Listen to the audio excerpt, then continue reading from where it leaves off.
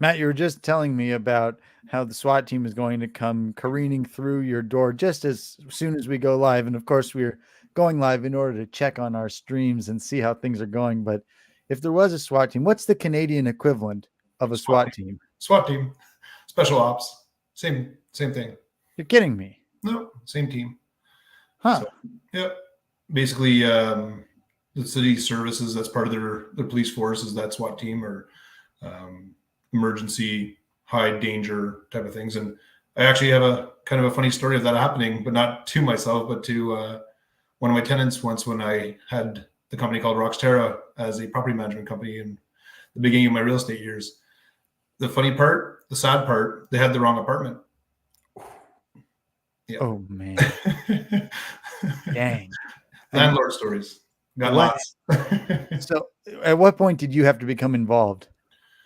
The moment that the tenant called me in confusion and for questioning the damages to be repaired and replaced, and how soon and how fast, because they came in a window and they went out a door, basically. Wow. So, yeah. So, at the time that your tenant experienced that, was this your first major flare up in a property you had in your personal portfolio? In a criminal way, yes. In a criminal way, yes. Lovely. Not the only one, but the first one. I did a lot of, in the beginning when I was buying my first portfolio, was BRRRRs. So I got started doing the buy, renovate, rent, repeat, right?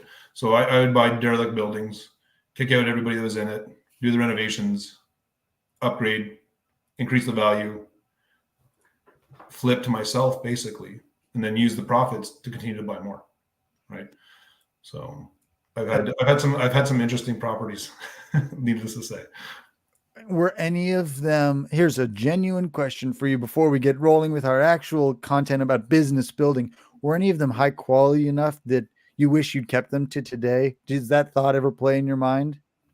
Um, Two of them, perhaps. One of them would be a duplex that I owned and lived in personally myself at one point, and then a triplex that was situated on a piece of land that's now been rezoned to do 12 units. So that would have been a fun one to keep. Yeah, yeah. It's crazy to look back. I think every single person who's owned long-term real estate wishes at some point there are assets they let go of that they don't have anymore. But I've also heard from some of the true visionaries in the industry that there's always a time to exit, even if it's like the property that's funding your family office. Perhaps you own, some similar to Y Street, like some enormous acreage that has city services, it's got infrastructure, it's got local government, but at some point there's a time to exit that as well. And actually, it was George Ross who said at one point that you need to know the life cycle of a property and where you fit in there. You fit at a point. Tell us a little more about that. It sounds like you've got a thought. Well, it's all about your growth. And the time that you purchase it is often the point at where you were along your journey. And then you change points in your journey, you change goals in your journey, and there's possible misalignment for what you either owned or have bought. And to continue to grow, to continue to change the journey, or to keep your journey going, that's the time to liquidate that asset, right? And sometimes, like you said, there's a life cycle of a property. At some point, it's just not worth holding on to anymore, right? Yep. So there can be many reasons. It can be financial, it can be personal, it can be family, it could be health. There's a whole bunch of skews and reasons for why it's a time to do so, right? Yeah. It's a fascinating part of the real estate investment, specifically because so many people look at it in comparison to the equity markets or other opportunities out there for your portfolio, business investments, whatever the case may be. And yet that piece of it is unique. Real estate, like all asset classes, should be thought of as unique. And so I try not to look back, to be honest, because there's one of those things somebody once told me, there's a reason why the windshield is bigger than the rear view mirror, right? Because if you always look back, you'll never look forward, right? Yeah. Yeah. Well, as we get ready to begin, maybe tell us one other story about your individual portfolio, perhaps a good lesson learned or something that is an indicator to the story we'll get into about the building of your business. One of the things I learned, and it was part of the progression of what I owned, is I started mostly with C-class. And if I was to look back, I wouldn't probably do C class. I would probably start with a B class type of property and bring it to A. Reason being is that the demographic, the location, and the type of buildings are usually very hard to maintain. So your estimate, especially at the beginning when you're green and still learning, tend to be off. So the profit that you envisioned tends not to be the profit in the end as the result. So if you're ever considering it and you're looking at C class, double up on your estimates, because that's what I've learned. Yeah. So our listeners here today are coming to hear about the building of a business. Real estate's a great crossover between entrepreneurship and investment. But as you grow, the entrepreneurship piece starts to take over. You start to recognize business opportunities. You perhaps get some scale. You get some vision either in a marketplace or something like it. And you realize I need the entrepreneurial element just as much. And maybe at this point, I need it more. So tell us a little bit about your early days. And we'll use the analogy as we talk about your building of your business of Y Street Capital as the hero's journey, the classic thing ranging from the Bible to the Odyssey to the classic 19th century writers, Lord of the Rings, things like that, Star Wars, of course. The hero's journey is such a great description, and it describes the business cycle, but there are nuances to that. And so tell us a little bit about your early journey. What was it like at the very beginning for Matt and his real estate investments? So it started a little bit earlier than the real estate. Real estate was a result and a realization from where I came from and from what I was doing. So I started off as an entrepreneur at a young age, around 19, 20 years old, buying a garage. So my background is a blue collar mechanic coming from a lower middle class blue collar family. And, our mentality my mentality then, the way I grew up and was taught was work hard, save your money, downsize, retire, right? And it's taught to us generationally. So that's where I started. Small family, mom and pop business. Didn't go quite the way I wanted. I moved along to another small mom and pop business where I was an employee. Doing the math and calculating what my salary was at the time and looking forward to how can I retire? How can I live better than the generation before me? What does it take? So the math was I had to live to 104 years old and save basically every penny to live at the same level of lifestyle that I was living at my six-figure salary at the time. And that just wasn't going to cut it. At that time, I decided, I said, this isn't going to work.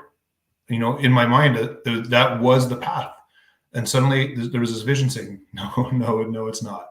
So where do you go? At that time, a little purple book came across my desk. And we all know it. Anybody who's been in real estate knows that's Rich Dad, Poor Dad. And I opened the pages and I started reading. Several weeks later, I was buying my first triplex. Right. And then that was my leap into real estate. I realized that if I wanted to have wealth creation, a pension in the future, there had to be more than just being the entrepreneur or the employee.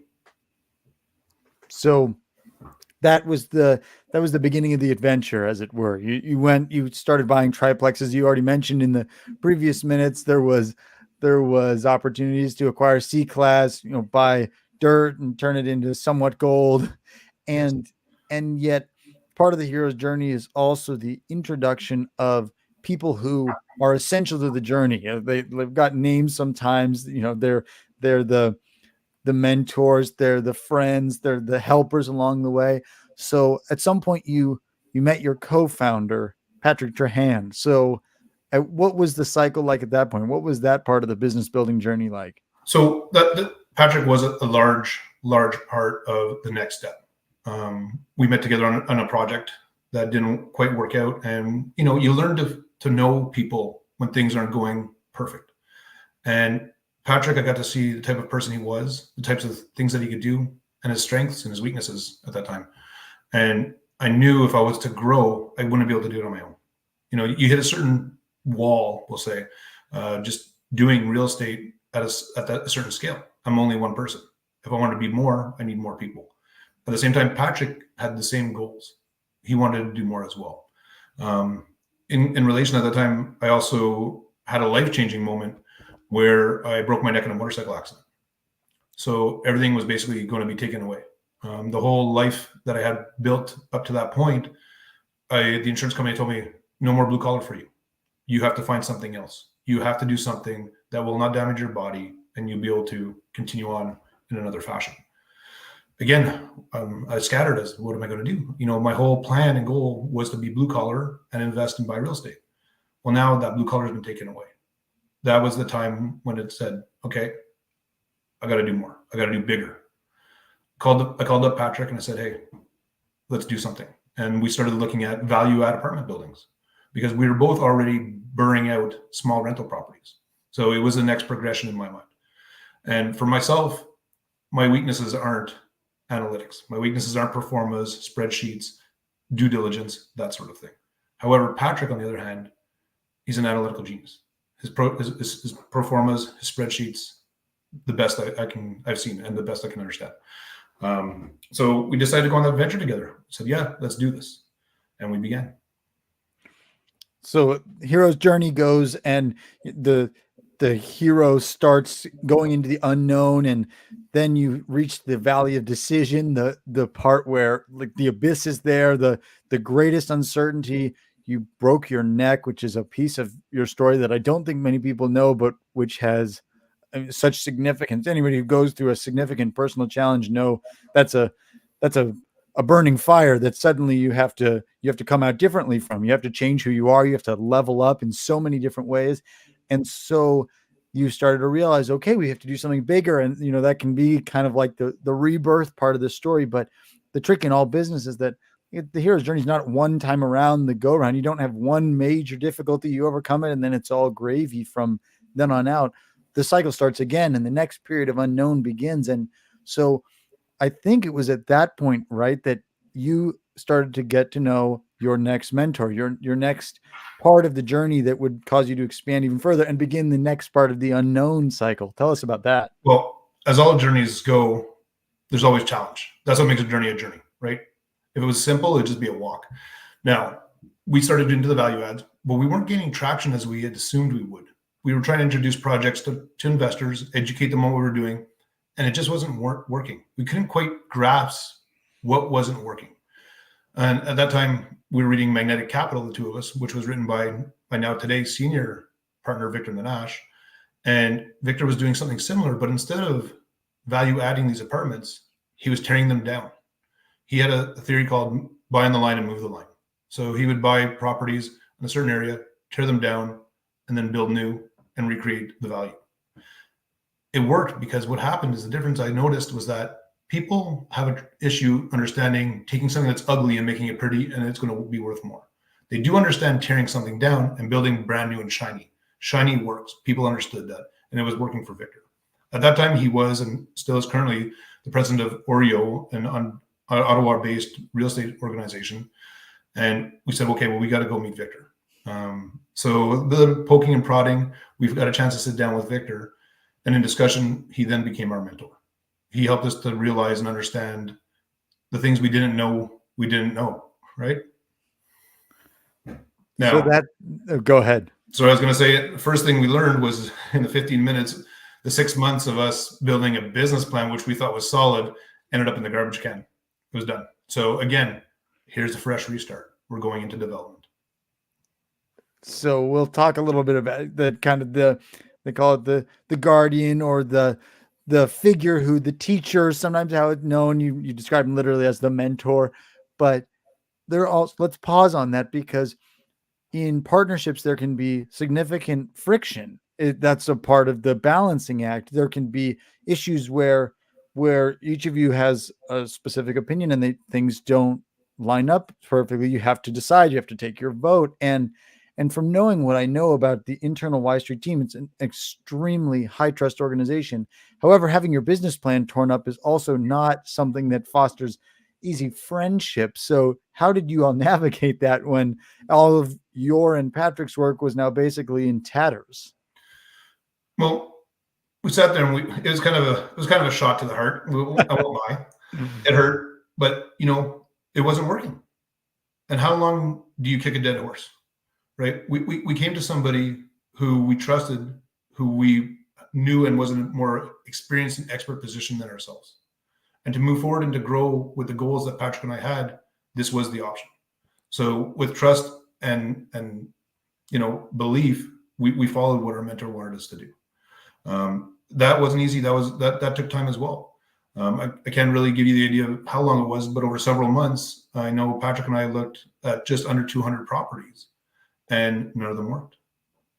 I think we underwrote, well, most of those, but at least 160 of those. Some just flat out we knew didn't work, and we took shots at maybe 5, and in the end, it became 1, which is our Westboro Tower today. So the refining of the business model also caused you to have to go down into a new valley of decision, a new abyss, the challenging part of the journey where you started underwriting and walking buildings, walking properties, talking to brokers, and that piece required some leveling up as well. And you started to come out of that side, the valley of unknown, with an inspiration about doing development, and that's where Westboro Tower was born. So then I do think there's another part of the cycle. There's another part of your journey. There's several other revolutions in that hero's journey. Who came along next as a bit of a person to help push the business forward? So the real growth came once we asked Victor to be a part of Y Street Capital. We said, okay, we're going to go into development. We're going to do a 130 unit, 9-story building. How? We flipped small rentals.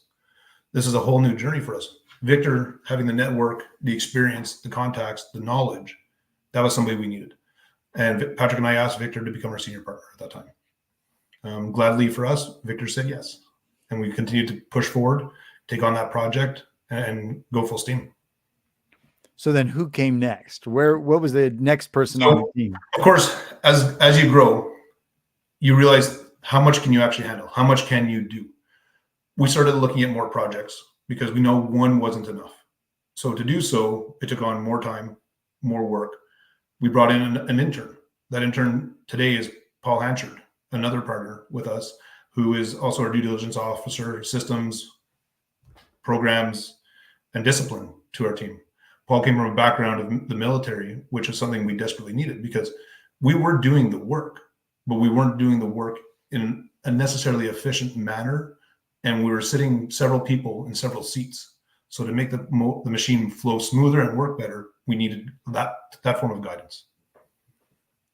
Paul also has the gift that all businesses today need of automation. And as I understand it, because I was not even there at this point, when Paul grew into his own and realized there are levers that he can pull, and he has the mind to be able to track through, software code, delivering over various softwares and connecting the APIs in between software 1 to software 2 to software 3. That is essential for modern business, and not everyone has that gift. And Paul has that gift. I definitely don't have that gift. Yeah. Yep. So as things continued to revolve, I know there was another major challenge up ahead of you all that caused you to need to make new decisions. That kind of a new valley of decision was required, where the uncertainty was deep, and you made a big shift at that point to start doubling up on things. Tell us about the next challenge you encountered. Well, again, looking back, and you have your visions, you have your goals, you have the reach that you want to get to, and how are you going to get to that wealth? How are you going to get to that place that you want to be when you started the journey, right? Well, we needed more deals. At that time, we didn't have the deals coming across our desk. Today, we see them every day. But at that point, we didn't. Fortunately for us, there was this fantastic realtor at the time in Utah named Amy Johnson. She was working as well with Victor, and she had multiple projects, some of which she needed help with, as again, being one person. And we have the team for the parts that she needed the help with. She had the projects which we needed the help with, and it was just a perfect symbiosis. It worked together, right? That's what we needed. So we started discussing with Amy, looking at what she was working on, and we decided, okay, this is what we need. This is a fit. Let's do this together. And at that point, we started off with her development company, working with our development company. And as we grew trust and into more projects, it made sense to make a Y Street USA division based out of Utah. And thank goodness for Amy, because to have the foothold in the United States that we can not only say based on our projects, but point to another office down in the United States makes it clear to people we're not just Northerners dribbling down every once in a while to take a deal down. We've got offices straddling borders. We've got staff members and employees and partners spread across both countries. And so that was when the international component of Y Street Capital really fell into its own. It was international, but you couldn't point at it. Now you can not only point at it, but you can get the sign as well and the billboard and all of that. So describe for us a little of what that next change was like. You realized, okay, to continue to grow as a business, to have the hero's journey go through the next revolution, we have to do multiple deals. So what did that transformation feel like internally when you first said, all right, we're not just going to do project 1, then project 2, then project 3, but we're going to do projects A and B, and then we'll start C and D, and E, F, and G will come along. And how did that transformation go? So that's exactly what it was, Robbie, is with the goals, it's a timeline, right? So you have to diversify your portfolio.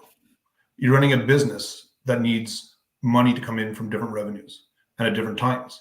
It has to support not only the founders, the partners, employees, daily expenses, taxes, accounting, et cetera, everything that goes with a business. So how do you do so, and how do you do so at a continuous rate? We look back and we go, okay, how do we make this happen? Multifamily takes 4 to 5 years. Land development can take 6 to 18 months. Rezoning takes time. Delays can cause another issue. We're doing also industrial outdoor storage and storage facilities. Again, depending on where they're at the point when we buy, it can be anywhere between 1 to 2 years to 2.5 years to get that going. Now, once you all get them running in sync, you have money starting to come in at the year 2. Then the project finishes year 3, and then 4, and then your multifamily closes. There's year 5, but you've also picked up some more storage, which is now going to close 6 months after that, and the machine starts to roll. Right? It's a slow start. Okay, the money's going out, the projects are getting worked on, there's construction, et cetera, and then the next milestone is it's sold or it's closing, and now transactional money starts coming in, cash flow starts coming in, investors are getting repaid, and that's where everything starts to roll smoothly. So that was a big curve, a learning curve as well, but it's part of what you need to do to keep everything moving. Now, in doing so, you're also taking on more projects, which also means more growth within the company, which means we've had to add more employees, different divisions, different parts of who does what, because there's only so many people to consider in so many seats. And unfortunately, today we've got more employees, more than we expected to have probably at this point. But everybody is a team, and this would not happen without them. So let's drag the business growth process forward a little bit. If you had to look for the next revolution of Matt as the archetype of this journey, the person we're following in this story, what's the next major experience? What's the next major call to adventure for Matt that sends you off into the unknown with additional growth and additional challenges? What's next?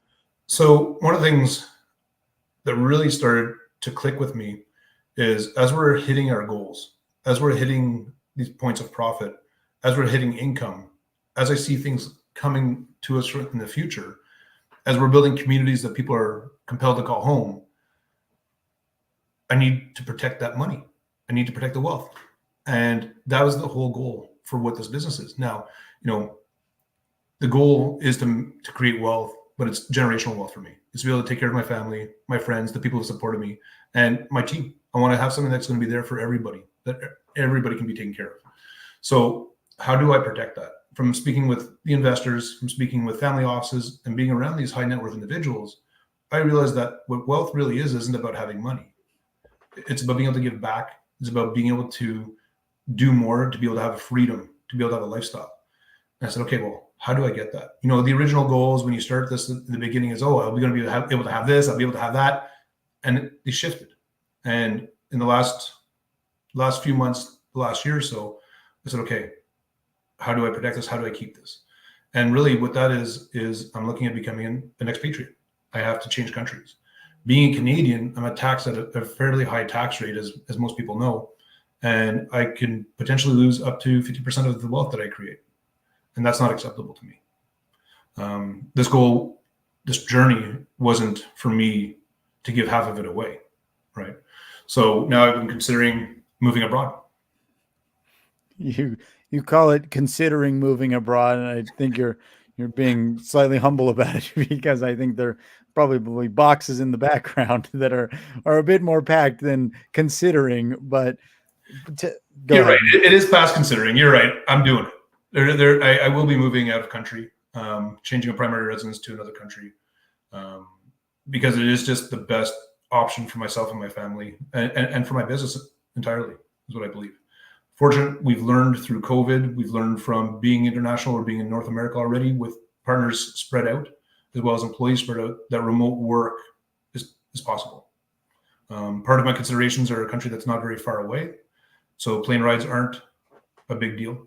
If I have to be at a conference, if I have to meet investors, I can jump on a plane and I can be there. Not an issue, right?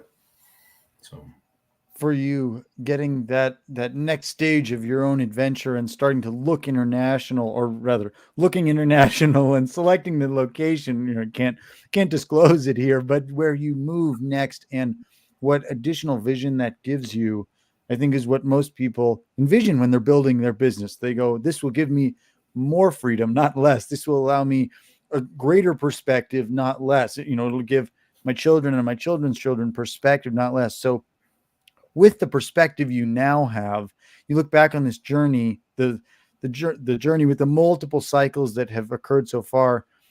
Are there any that you say, yep, that one was essential? We had to go through that to get to here. I'm a person who doesn't live with too many regrets.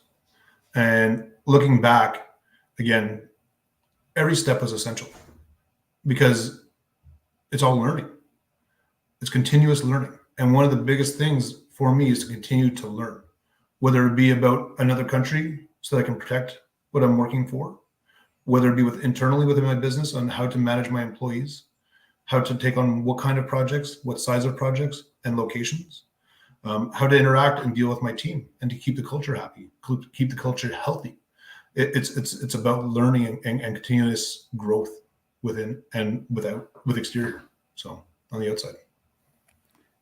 So the expat lifestyle also will expose you to other investors, other opportunities. Do you foresee Y Street starting to add a third country to its portfolio, to start to look across oceans, etc.?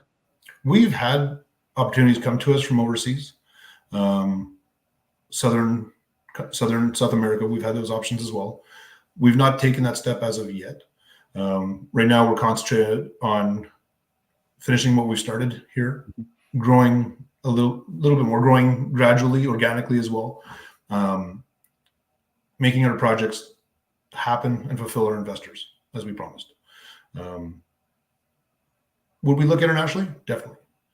There's a saying out there about you invest where the numbers work and you can live where you want, right? And again, there is benefits to international investment.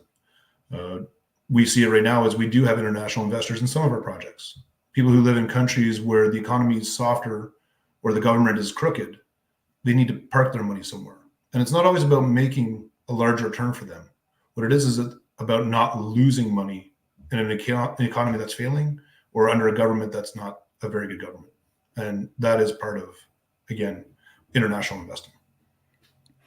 Ray Dalio, a well-known US-based billionaire, founder of a fantastic hedge fund called Bridgewater, describes the hero's journey in the same way, that you have to know that you're making a departure from the common path. You have to step out of your cubicle, you have to step out of your comfort zone, etc. And he literally has a great half-an-hour video that I highly recommend here about that journey and about the goals you start to identify once you begin to build something for yourself, rather than take what is given to you either by your employer, your government, etc. So as you look out and you think about the lessons of that type of journey, what do you want to partake to those who are behind you? What do you want to, or maybe convey to those who are behind you about building the business? What lessons are there that have you saying, this is the way you should walk? The most important thing that I've learned in business, and part of breaking my neck is something that really, really hit home and taught me, is you can't do everything by yourself. You can't do things on your own. Mm-hmm. You need help. And to ask for help, put your ego aside. and get a team around you, put good people around you. That is what will make it happen. As the machine moves and grows, you need those people to be in the right spots to help it continue to move and grow, to help it be fluid, to give you that actual lifestyle and goal that you're searching for, that you're on the journey about. It's a long journey. It's not something that's easy, but I can guarantee it'll be worth it at the end. The journey never leaves anyone where it started, which is mostly the point. It's why people begin those types of journeys, though they may not realize it when they start. So for you, you've walked with your co-founder, your senior partners, your international partners along this journey so far. In the 10-year horizon, what are you most excited about for Y Street's growth? I want to see, that's when I'm going to want to look back, Robbie. I'm going to want to look back and see all the stuff that at one point in my life I didn't think I could do or didn't know that I could do. And then be happy and look at the people that are surrounding me that enabled me and helped me get to where I wanted to go. And I know within a 10-year window, I will be there, if not better, or surpassed it.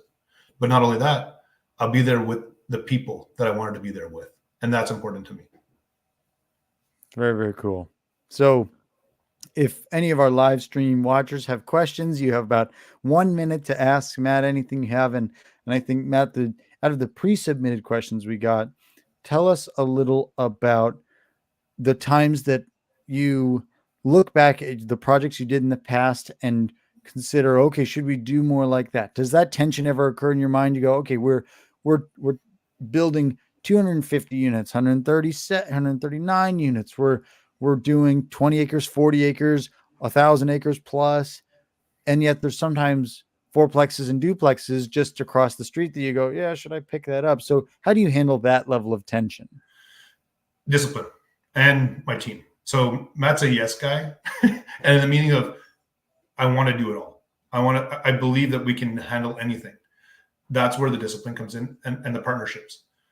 They keep you on the straight and narrow. You know, we have an EOS system, which Robbie, you help us with, which is an amazing help. And it keeps us guided and focused on what the actual goals are, what fits the criteria for Y Street Capital, what's going to enable the partners, the employees to reach the milestones and the goals that they have set for themselves as well. And that's what stops me from looking at some of the stuff that doesn't work or won't fit, right? Because yeah, sure, even on the personal level, oh, that's a triplex, that's a good deal. No, I'm running a business in real estate that right now is more important and will bring me much further than that triplex will be. And one of the big steps to get there was the fear of doing bigger. George Ross said to me, he goes, why be afraid? He goes, the only difference is zeros. And he's right in the end. If you're doing a deal on a triplex and you're going to turn $30,000 in profit, well, why don't you do a bigger unit and make $300,000? It's the same process, right? You're going through all the same steps. If you're doing a BRRRR, you know, you got to get permits, constructions, pricing, estimates, the work done, and then go back to the bank and refinance. Whether it be on a small unit or a big unit, it comes to the same thing. So great. Well, Matt, thank you for sharing a little bit about how you grew Y Street Capital into the business it is today. Our next event like this will be held on August 2nd. We're back to senior partner Victor Menashe. Perhaps he'll make some more predictions. The last time he did this was a quarter ago, and we'll see how some of his predictions have played out. But Matt, most people don't get to meet you or see you. And so this is a special occasion to share some of what you're seeing as the founder of the company and all the divisions that act its way out in the United States and Canadian marketplaces. So this has been fun, and we will see you all August 2nd, 5 p.m. Eastern for Victor Menashe's predictions cycle. Thank you, Robbie.